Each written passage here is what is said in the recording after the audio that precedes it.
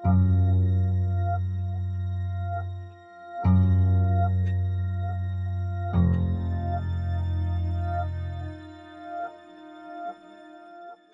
pemimpin Hamas Yahya Sinwar ternyata meninggalkan surat wasiat yang ia tulis dengan tangannya sendiri.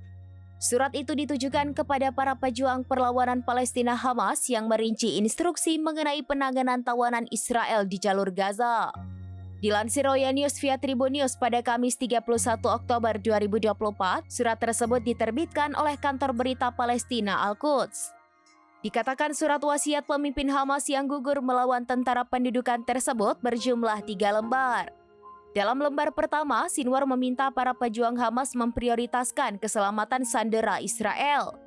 Perintah dan seruan itu dilakukan dengan mengutip ayat-ayat Al-Quran dan sabda Nabi Muhammad. Selanjutnya pada surat kedua, Sinwar merinci terkait statistik jumlah sandera Israel.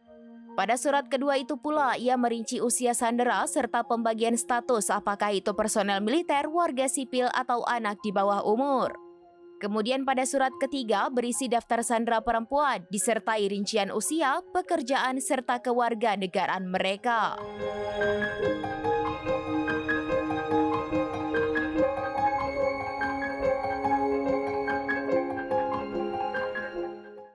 Download Tribun X sekarang, menghadirkan lokal menjadi Indonesia.